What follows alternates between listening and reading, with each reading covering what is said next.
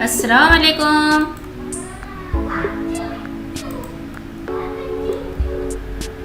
پیارے بچوں، آج ہم سیکھیں گے سبق نمبر 6 بہت خوب جماعت چہرم۔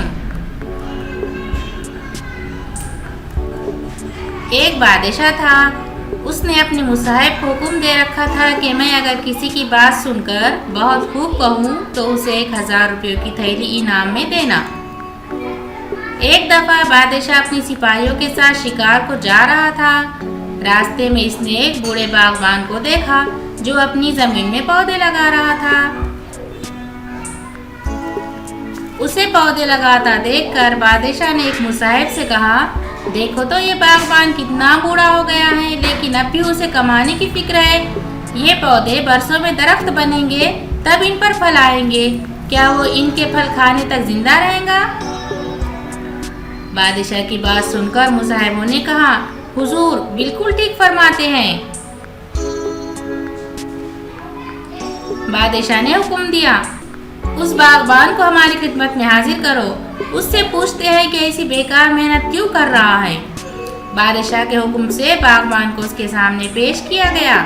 بادشاہ نے اس سے پوچھا، بڑے میاں تمہاری عمر کیا ہے؟ حضور میری عمر 84 سال ہے۔ تمہارا کیا اندازہ ہے کتنے دن اور جیو گے؟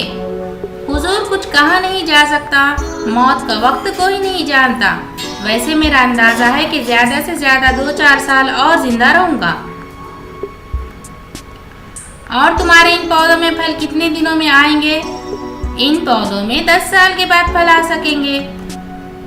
جب تم ان پودوں کے پھل نہیں کھا سکو گے تو پھر انہیں کیوں لگا رہے ہو؟ حضور اللہ کسی کی محنت کو بیکار نہیں کرتا۔ باغبان نے باغ کے درختوں کی طرف اشارہ کرتے ہوئے کہا، دیکھیے سرکار، میرے بزرگوں نے جو پودے لگائے تھے ان کے پھل میں کھا رہا ہوں، اب جو پودے میں لگا رہا ہوں ان کے پھل میرے بچے کھائیں گے۔ بہت خوب، بادشاہ نے بے ساختہ کہا۔ بادشاہ کی زبان سے بہت خوب نکلا تو مصاحب سمجھ گئے کہ بادشاہ کو باغبان کا جواب پسند آ گیا ہے۔ مصاحب نے فوراً 1000 روپے کی تھیلی بوڑھے باغبان کی طرف بڑھا دی اور بولا، بڑے میاں حضور کی طرف سے یہ تمہارا انعام ہے۔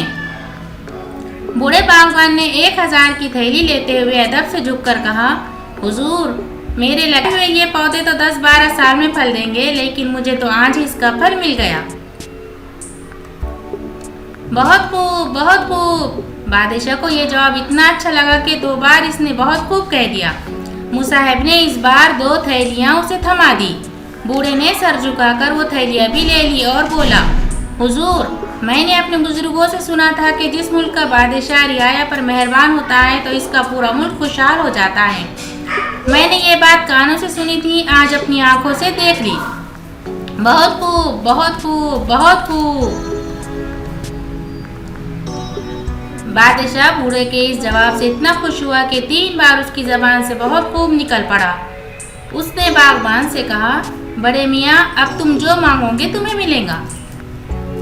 باغبان نے عرض کیا، حضور ہم باغبانوں اور کسانوں کو سب سے زیادہ پانی کی ضرورت ہے، اگر آپ مجھے منہ مانگا انعام دینا چاہتے ہیں تو سرکار پانی کا معقول انتظام فرما دے تاکہ باغبانوں اور کسانوں کو راحت ملے۔ تم ٹھیک کہتے ہو، بادشاہ نے کہا اور پورے ملک میں نہریں جاری کرنے کا حکم دے دیا۔ کچھ ہی دنوں میں پورے ملک میں نہروں کا جال سا بچھ گیا، جگہ جگہ کنویں کھدوائے گئے، ملک دن رات چوگنی ترقی کرنے لگا۔